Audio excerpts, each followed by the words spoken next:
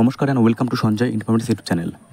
আজকের এই ভিডিওতে আমরা আলোচনা করব পশ্চিমবঙ্গ পুলিশ কনস্টেবল পরীক্ষা 2024 আপডেট। তো তোমরা যেমনটা জানো যে পশ্চিমবঙ্গ পুলিশ রিক্রুটমেন্ট কিন্তু ফর্ম ফিল আপ যেটা অনেকদিন আগে হয়ে গেছে, কিন্তু রিক্রুটমেন্ট এখনও অবধি সম্পন্ন হয়নি এবং পরীক্ষাও কোনোরকম কিন্তু নেওয়া হয়নি। কিন্তু একটা মামলা করা হয়েছিল যেটা হচ্ছে ওবিসি সার্টিফিকেট নিয়ে। তো সেই ওবিসি সার্টিফিকেটের মামলাটা কিন্তু গত 27/8/2024 কিন্তু শুনানির কথা ছিল, কিন্তু যেহেতু বর্তমানে রাজ্যের পরিস্থিতি খুব একটা ভালো নয়, আরজি করের ঘটনা নিয়ে যেহেতু একটা তুমুল উত্তেজনা ছড়িয়েছে এবং পাশাপাশি জাস্টিস নিয়ে যেমন জনসাধারণ থেকে শুরু করে সাধারণ পাবলিক থেকে শুরু করে বিভিন্ন শ্রেণী যেমন আন্দোলনে নেমেছে, তো সেই কারণে কিন্তু সেই শুনানি স্থগিত রাখা হয় এবং আগামী ডেট দেওয়া হয় 2রা সেপ্টেম্বর 2024। তো আশা করা হচ্ছে যে সেদিন এই মামলার শুনানি হবে এবং পশ্চিমবঙ্গ পুলিশ রিক্রুটমেন্ট বোর্ড পরবর্তী যে তাদের পদক্ষেপ সেটা তারা অবশ্যই জানাবে। তো সেই শুনানির দিকে কিন্তু তাকিয়ে রয়েছে গোটা রাজ্য এবং তার সঙ্গে সঙ্গে যে সমস্ত ক্যান্ডিডেট ফর্ম ফিল আপ করেছে সেই রিক্রুটমেন্ট প্রসেসে অংশগ্রহণ করার জন্য।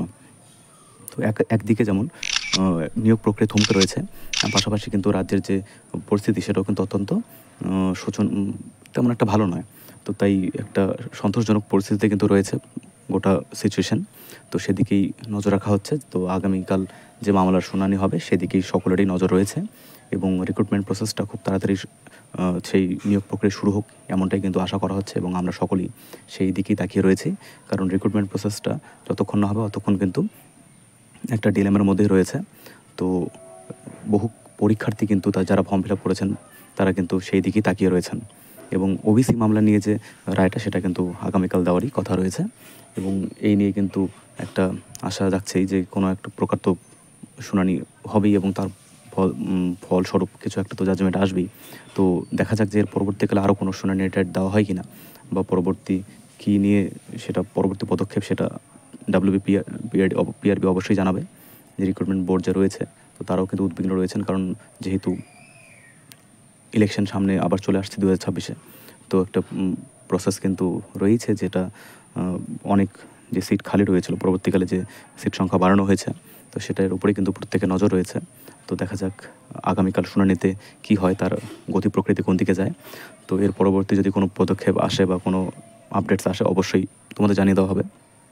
তো যারা এরকম ভিডিও বা খবর পেতে চাও তারা অবশ্যই চ্যানেলটিকে সাবস্ক্রাইব করে পাশে থাকবে এবং পরবর্তী আপডেট অবশ্যই এই চ্যানেলের মধ্যে দিয়ে প্রকাশ করা হবে।